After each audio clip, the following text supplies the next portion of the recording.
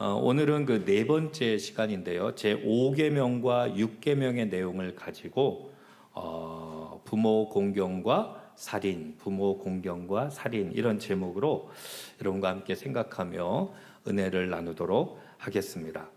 여러분, 우리가 앞전에 살펴보았던 1계명서부터 4계명까지, 이 4계명까지의 말씀은 하나님과 인간과의 관계 속에서 인간들이 지켜야 할 계명, 그 계명을 말씀해 주었습니다.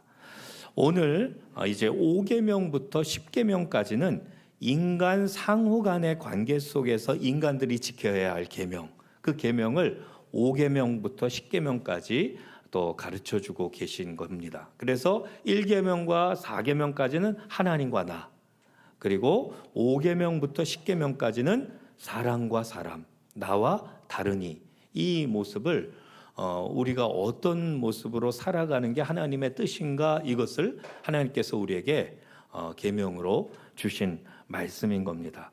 그렇다면 인간 상호 간의 관계에서 그 첫 번째 계명인 이 5계명은 뭘까요?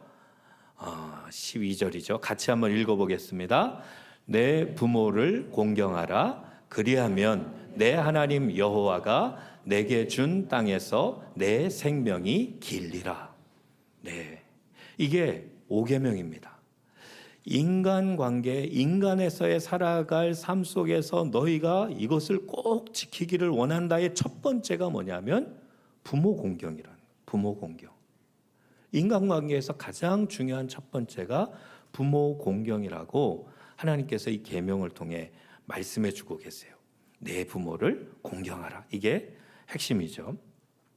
자, 그렇다면 여러분, 저는 이 10계명 시리즈를 연구하면서 한 계명 한 계명을 돌아볼 때 묵상하고 말씀을 상고할수록 오늘날 그리스도인들이 이 10계명의 중요성을 바로 알고 성령의 도움 안에 이 10계명을 잘 지킨다면 마치 초대교회 성도들이 온 백성에게 칭송을 받았듯이 정말 이 시대에 우리 그리스도인들이 세상 사람들에게 칭송받겠구나, 이런 확신이 들었어요.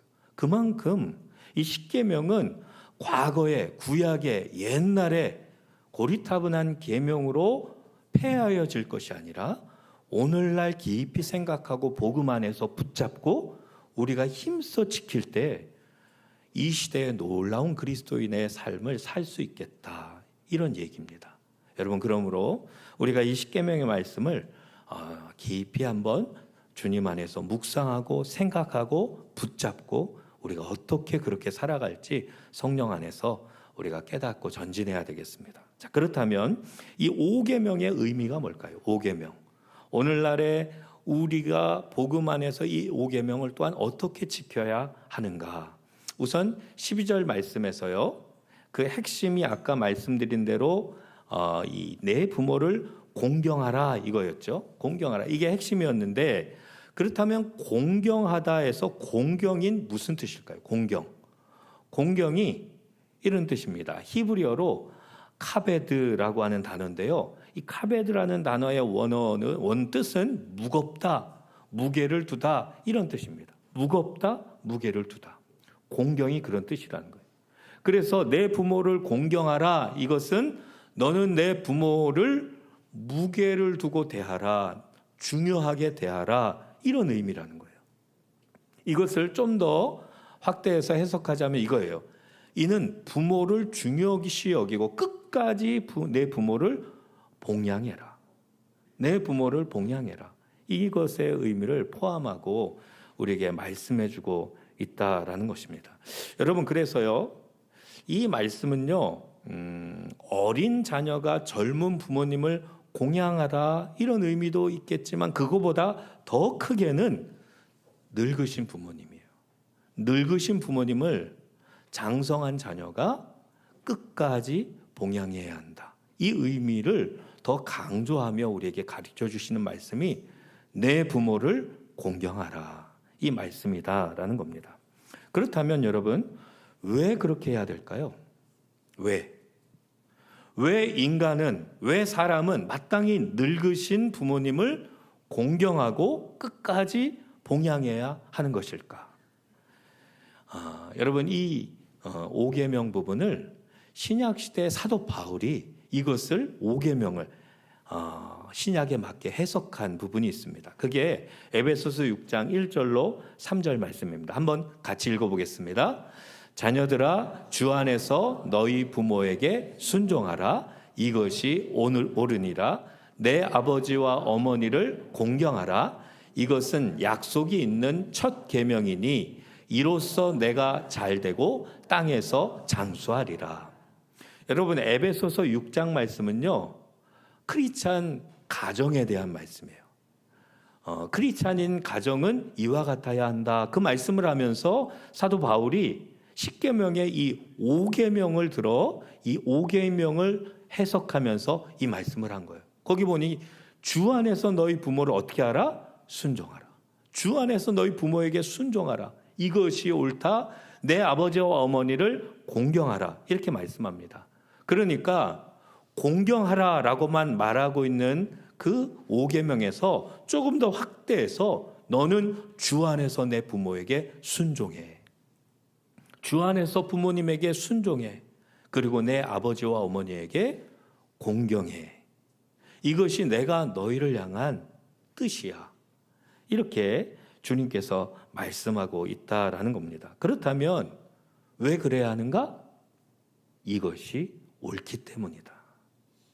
이것이 인간에게 마땅한 것이기 때문이다. 그렇게 말씀하고 있다는 겁니다. 자, 그렇다면 왜 그것이 마땅하고 왜 그것이 옳은가?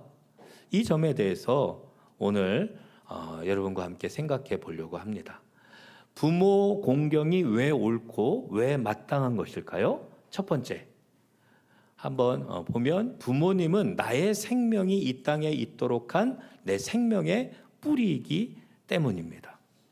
여러분, 부모님은요, 하나님께서 나를 이 땅에 태어나게 하시려고 나의 육신의 뿌리가 되게 섭리하신 분이 부모님이에요. 그냥 우연히 내 부모님을 만나 내가 이 가정에 태어난 게 아니에요. 성경은 분명히 그것을 얘기해요. 하나님이 나를 태어나기 위해 내 부모를 택하여 그 가정에 하나님의 계획과 뜻이 있어 태어나게 하나님이 계획하시고 하나님이 섭리하셨다라는 겁니다. 여러분, 이삭이 아브라함과 사라에게서 태어날 때 그것 역시 하나님이 계획하셨어요. 야곱과 에서도 마찬가지로 그 가정 이삭에게서 태어나게끔 하나님이 계획하셨고, 사무엘도 한나에게서, 세례 요한도 또 예수님도 하나님께서 그 부모를 택하여 그 부모로 말미암아 이 세상에 태어나게 했다는 거예요. 그러니까 여기 있는 우리 모두는 그냥 우연하게 부모님 밑에서 태어난 게 아닌 거예요. 하나님께서 이 부모님과 나와의 관계 속에 평생 살아가게 하고 그 부모님으로 말미암아 이 생명이 이 세상에 태어나게 하나님이 주관하셨다는 거예요.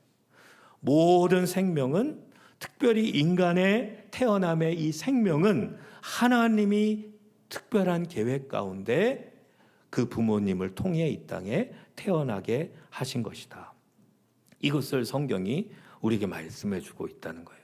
그러므로 부모님이 내 생명의 뿌리예요.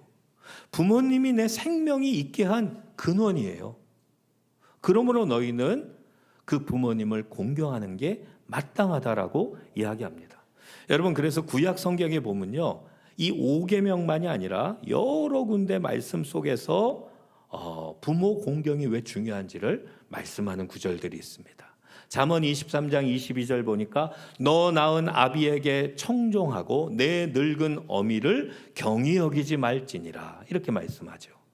또 30장 17절에 아비를 조롱하며 어미 순종하기를 싫어하는 자의 눈은 골짜기의 까마귀에게 쪼이고 독수리 새끼에게 먹히리라. 무서운 말이죠. 그렇죠? 부모를 조롱하거나 순종하기를 싫어하는 자는 저런 저주와 어려움을 당하게 된다. 이렇게 하나님이 말씀했어요.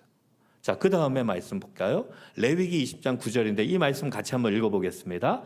만일 누구든지 자기의 아버지나 어머니를 저주하는 자는 반드시 죽일지니 그가 자기의 아버지나 어머니를 저주하였은즉 그의 피가 자기에게로 돌아가리라. 아버지나 어머니를 저주하는 자는 반드시 죽일지니라. 여러분, 왜 이렇게 강하게 말씀하고 있는 걸까요? 내 부모가 너의 생명의 뿌리야. 그런데 내가 내 생명의 뿌리를 부인하고 경홀히 여기고 거부하면 내 생명 자체를 부정하는 것이기에 내게 저주가 되는 거야. 이거를 가르쳐 주고자 하는 거예요. 여러분, 내 생명의 근원을 거부하고 부정하고 경히 여기면 곧 나의 근원을 경히 여기고 거부하는 거예요. 그러니 그 인생이 어떻게 복될 수 있겠어요? 그렇죠? 그래서 내 부모를 공경하고 잘 봉양해라. 이게 마땅한 것이라 우리에게 가르쳐주고 있다라는 겁니다. 자, 또한 부모님을 왜 공경하고 이 공경함이 왜 마땅한가? 두 번째, 부모님은 나의 나될 수 있도록 키워주시고 헌신해 주셨기 때문이다. 여기 내가 나 홀로 서고 내가 장성하여 걸어갈 수 있게 되기까지 부모님의 그 헌신과 수고 때문에 내가 여기 있기에 내 부모를 공경함이 옳고 마땅하다라는 겁니다. 여러분, 간혹 아직 철이 덜 든 우리 좀 자녀들이 막 철들지 않은 그런 일들을 하면 부모님들이 그런 얘기를 가끔 합니다. 쟤는 지 혼자 큰 줄 알아. 이런 얘기 혹시 들어보셨나요? 우리 중고등학생들 그리고 우리 자신도 그렇죠. 나 혼자 큰 줄 안다는 거예요. 나 혼자 큰 줄 안다.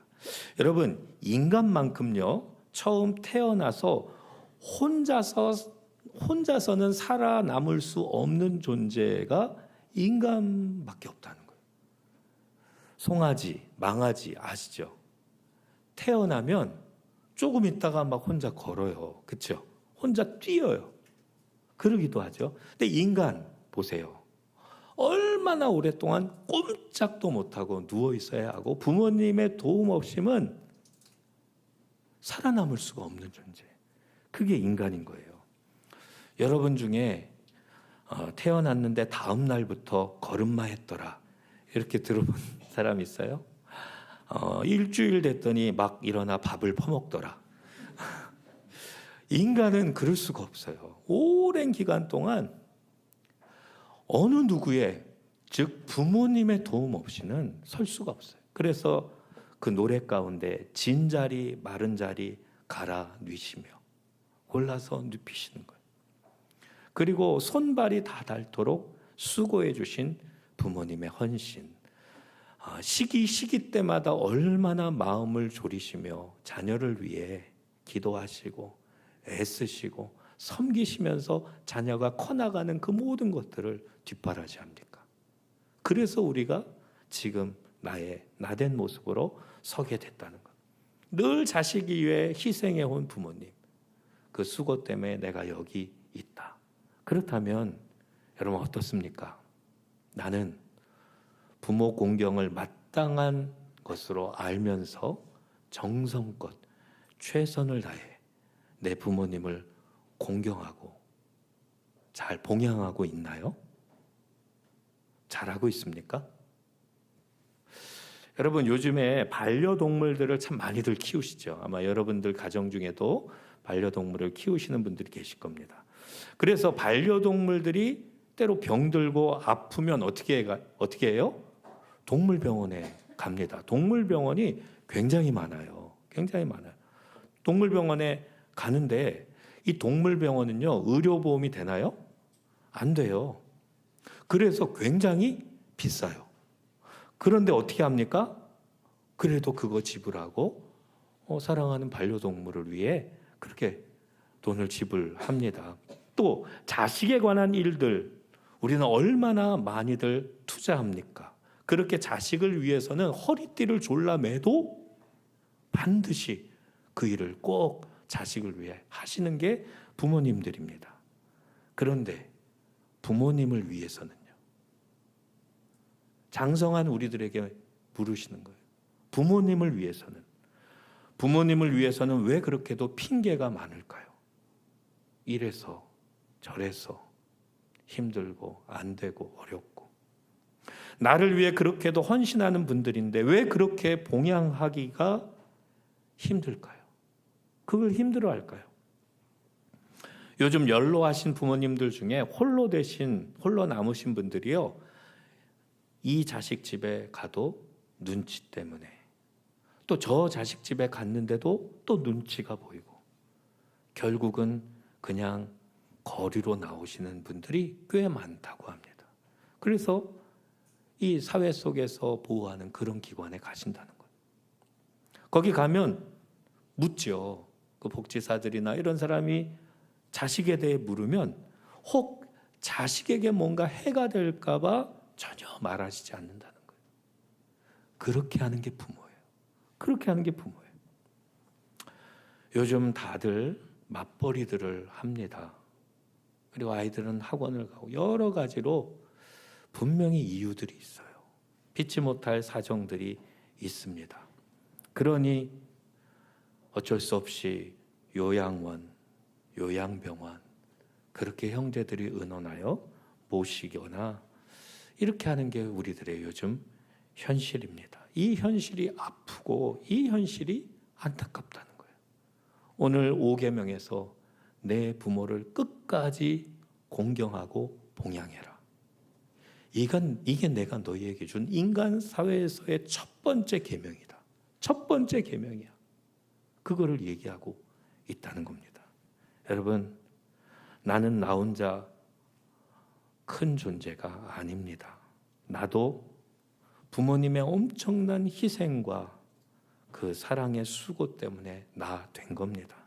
그러하기에 부모님 공양은 마땅하고 옳은 것이다. 이것을 우리가 기억해야 한다라는 겁니다. 자, 세 번째입니다. 옳고 마땅한 세 번째 이유는 뭘까요? 하나님께서 그것을 잘 하라고 약속까지 붙여주셨기 때문이에요. 하나님께서 이 부분을, 이 계명을 잘 지키라고 특별하게 약속까지 덧붙여 주셨어요. 자, 어떤 약속을 덧붙여 주셨는지 에베소서 말씀에서 한번 볼까요? 거기 보니까 내 아버지와 어머니를 공경하라. 이것은 약속이 있는 첫 계명이니 이랬죠. 약속이 붙은, 하나님의 약속이 붙어 있는 첫 번째 계명이다. 이로써 내가 잘 되고 땅에서 장수하리라. 어떤 약속이었어요? 내 부모를 공경하라. 그리하면 내 하나님 여호와가 내게 준 땅에서 내 생명이 길리라. 이렇게 말씀하고 있어요. 아까 에베소서 6장 3절에서 보니까 내가 땅에서 잘 되고 장수하리라. 내 생명이 길리라. 이렇게 말씀하고 있는 이 두 가지를 덧붙여 주고 있다는 거예요. 여러분, 하나님이 인간들이 얼마나 자기 부모에 대해서 공경하며 끝까지 부모를 봉양하며 살기를 원하시면 이 보너스, 이 축복의 약속까지 덧붙여 주면서 너희 그러니 이거 잘 지켜, 이거 잘 행해, 이렇게까지 말씀하고 있겠느냐는 거예요. 전에 저희 아들이 저한테 이런 질문을 했어요. 아빠, 하나님께서 아브라함에게 내 아들 이삭을 번제로 바쳐라. 그랬을 때 아브라함은 하나님께 순종해서 이삭을 번제로 바치려고 했잖아. 그랬지. 만약에 하나님께서 아버지에게 네 아들을 바쳐라. 그럼 아빠 어떻게 할래? 묻는 거예요. 순간 당황을 했죠. 그랬지만 그 말씀 가지고 우리가 많이 묵상도 했잖아요. 묵상을 했을 때 제가 했던 고백이 이런 거예요. 하나님, 나는 못합니다. 하나님, 나는 못해요. 차라리 내 생명을 거두어 가세요. 아마 나는 이렇게 얘기할 거다. 그렇게 얘기해 줬어요. 하나님, 나는 아브라함이 아니니 저에게는 이런 시험 문제를 내지 마십시오. 그게 솔직한 하나님 앞에서의 고백이에요. 어떻게 아들을 바치라고 한다고? 네 하고 아들을 잡겠어요. 그런데 아브라함은 순종했어요. 아브라함은 어떻게? 하나님을 잘 알았거든요.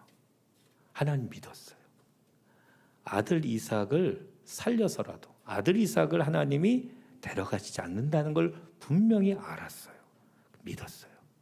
그 믿음 가운데 그렇게 행했어요. 이삭도 대단해요. 이삭도 청소년, 우리 중고등학생들 정도의 나이였어요. 아버지가 자기를 묻고 잡으려고 할 때 가만히 있겠어요? 도망가고 밀치고 이러겠죠. 근데 이삭도 순종했어요. 아버지를 신뢰하며 아버지께 순종했어요. 자, 어떻게 됐을까요? 이 약속의 말씀처럼 하나님께서 그 아브라함과 이삭을 놀랍게 축복했어요. 땅에서 잘 되고 네가 장수하리라, 내 생명이 길리라. 이삭의 삶이 얼마나 그 평생에 정말 복되게 누리며 살았는지 모르고 장수했어요.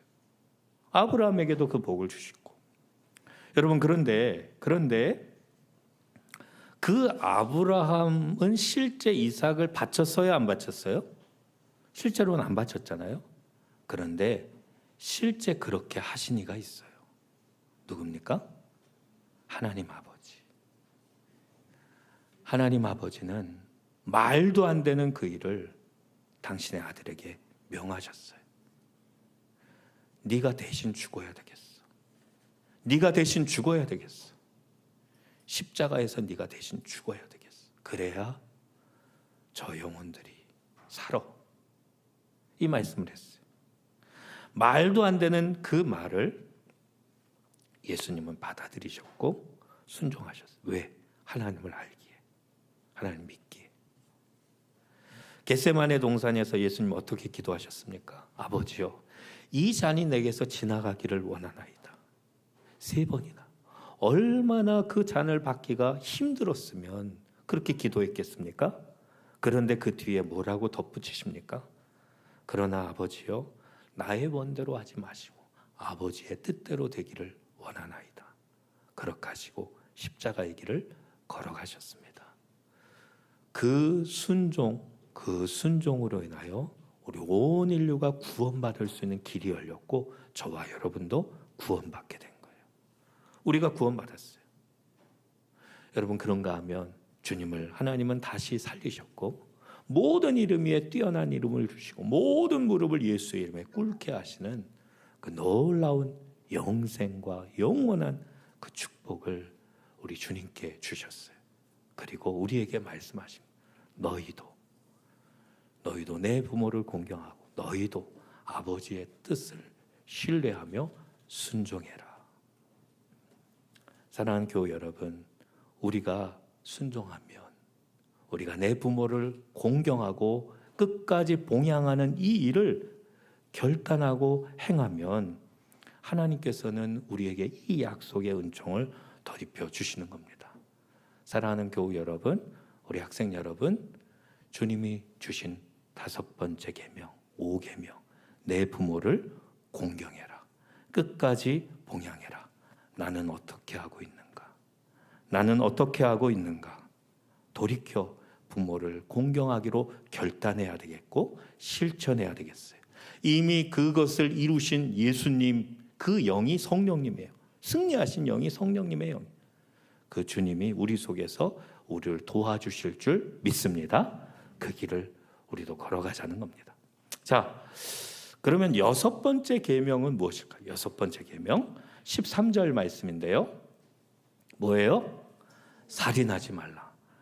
간단하면서도 분명한 명령으로 이 명령을 주고 계세요. 6번째는 인간관계 속의 모든 삶 속에 너는 살인하지 말라, 이렇게 말씀하고 명령하고 있는 거예요. 여러분, 살인이 뭡니까?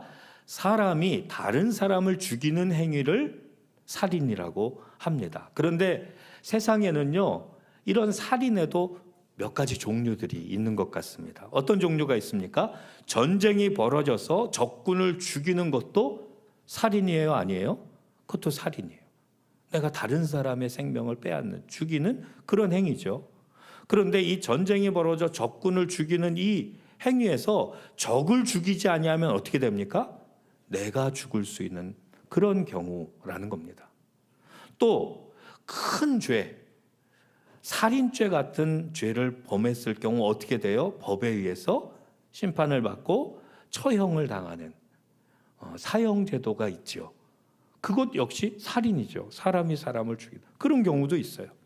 또 우연한 사고로, 내가 원하지 않았던 일인데 어떻게 하다 사고로 다른 사람을 죽게 해요. 이것 역시 큰 의미로 살인이죠. 다른 사람을 죽게 했으니까. 그런데 성경은 이것들에 대해서는 하나님이 처벌하시지 않으세요. 도피성을 만들어 그곳에 들어가게 하고 보호하는 그런 예들이 성경에 나와 있다는 겁니다. 자, 그런데 여기 6계명은 앞에서 언급된 그런 살인이 아니고 악의를 품고 의도적으로 불법적으로 사람을 죽이는 그런 행위의 살인을 이 6계명에서 말씀한, 너는 그런 살인을 하지 말라라고 명령하고 있는 겁니다. 그래서 불법적이고 불의한 이런 살인의 경우 엄히 처벌하라고 말씀하는데, 여기 히브리어로 히라그, 히마트, 이게 이제 앞쪽에 불의의 사고나 전쟁에서나 이런 때 살인이라고 하는 표현을 쓸 때 저 단어를 썼는데, 지금 이 6계명에서는 리차흐라고 하는 그런 단어를 따로 쓰고 있어요. 그래서 이 단어가 의도적이면서 불법적이고 불의한 살인을 가리키는 건데, 이 살인을 너는 하지 말라라고 명령하고 있는 겁니다. 여러분, 그래서 하나님께서 이 불의하고 불법적인 살인의 경우 엄히 처벌하고 있는 그런 말씀들이 많이 나와요. 출애굽기 21장 12절에 사람을 쳐 죽인 자는 반드시 죽일 것이다. 반드시 그는 죽여라, 이렇게 말해요. 그리고 또 민수기에서는 만일 사람을 죽일 만한 돌을 손에 들고 사람을 쳐 죽이면 이는 살인한 자니 그 살인자는 반드시 죽일 것이요, 만일 사람을 죽일 만한 나무 연장을 손에 들고 사람을 쳐 죽이면 그는 살인한 자니 그 살인자는 반드시 죽일 것이라. 이렇게 살인한 자에 대해서 그 처벌을 목숨으로 대신합니다.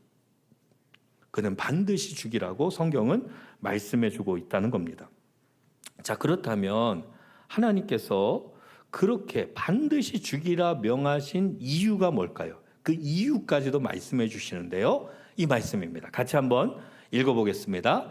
내가 반드시 너희의 피, 곧 너희의 생명의 피를 찾으리니 짐승이면 그 짐승에게서, 사람이나 사람의 형제면 그에게서 그의 생명을 찾으리라. 다른 사람의 피를 흘리면 그 사람의 피도 흘릴 것이니 이는 하나님이 자기 형상대로 사람을 지으셨음이니라. 사람이 사람의 피를 흘려 죽게 만들면 반드시 그도 피를 흘려 생명으로 대신해야 된다는. 왜 그렇다고 말해요? 이는 하나님이 자기 형상대로 사람을 지으셨기 때문이다. 여러분, 저 마지막 저 구절의 의미가 뭘까요? 모든 인간들 한 사람 한 사람은 다 하나님이 당신의 형상으로 각각 다 생명을 주어 창조한 존재라는 거예요.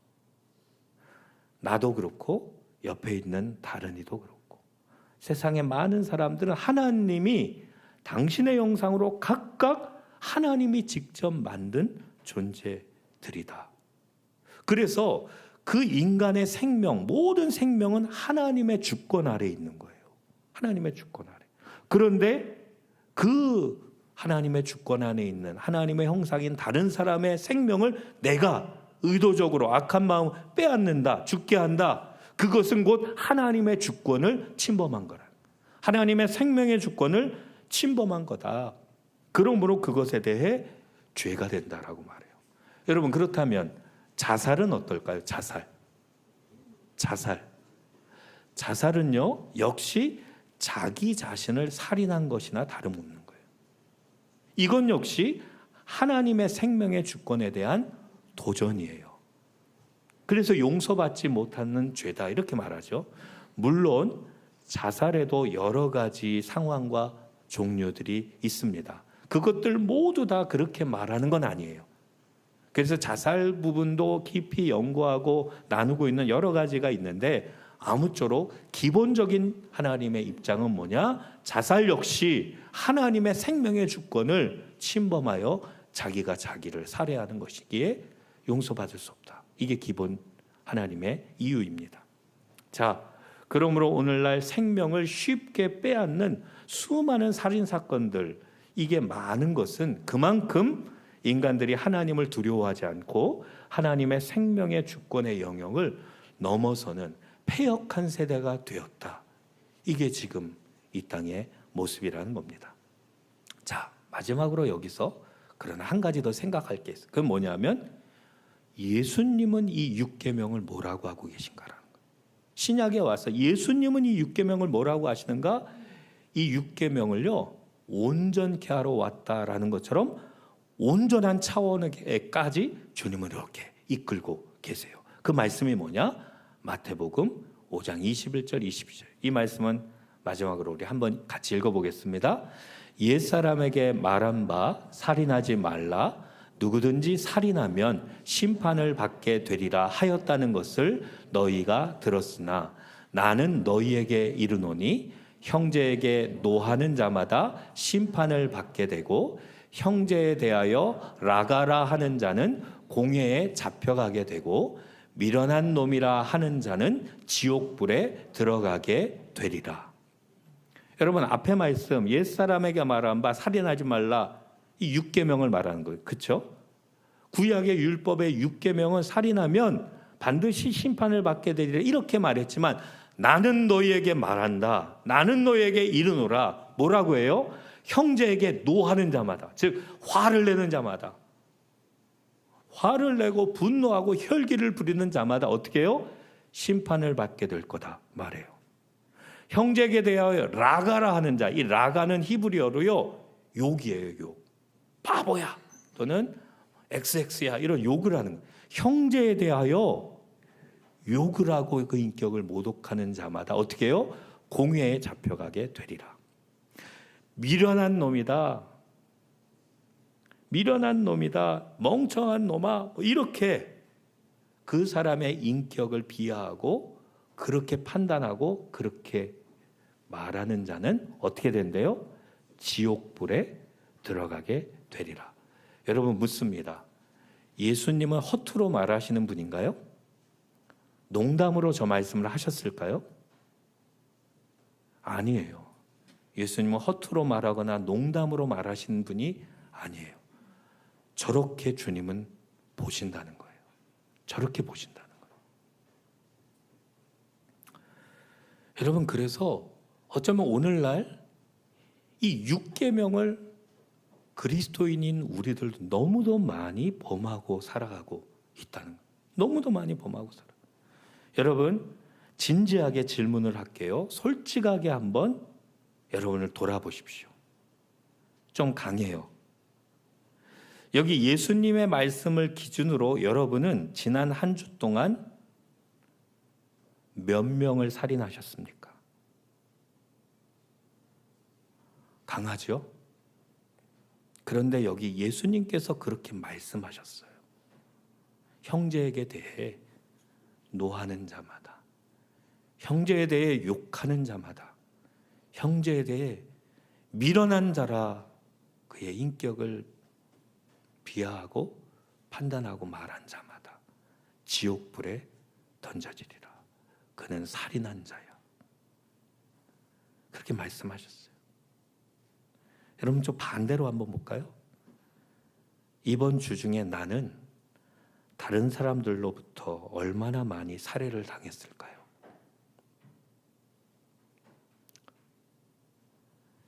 여러분, 예수님께서는 무소부재하세요. 어디에나 계세요.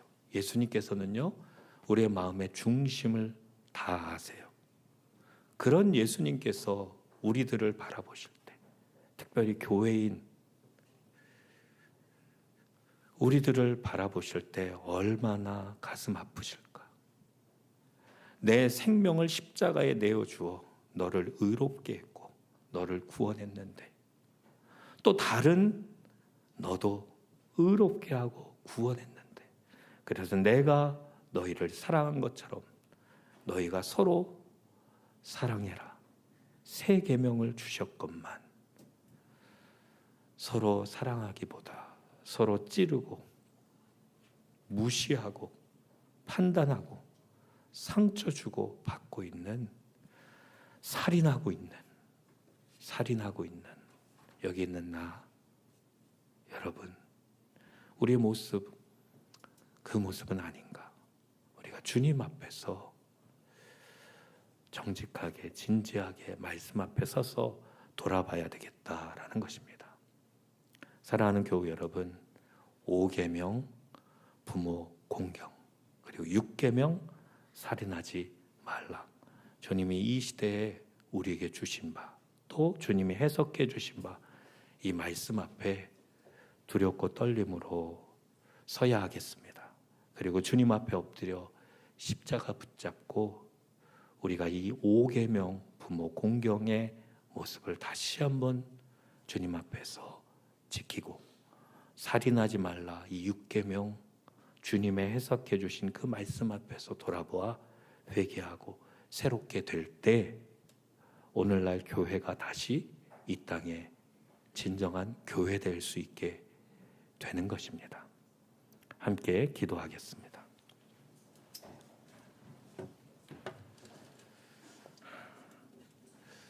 오계명 부모님에 대해 마땅히 공경하고 끝까지 봉양함이 우리에게 주신 인간에게 최고의 인간 삶 속에서의 가장 중요한 계명입니다. 그게 옳기 때문에 내 생명의 근원이 주님 부모님을 통해서 있기 때문에 부모님이 나를 위해 얼마나 사랑하고 수고하고 애쓰셨기를 알기에 하나님이 약속까지 덧붙여서 주신 이 계명 나는 정말 부모님을 공양하고 또 부모님께 공경하는 삶을 사는가 우리 다시 한번 반성하고 돌아보고 살인하지 말라라고 말씀하신 주님의 그 말씀의 해석을 기억하며 우리 이 시간 다 같이 말씀 붙잡고 함께 기도하는 시간 갖겠습니다. 기도하겠습니다.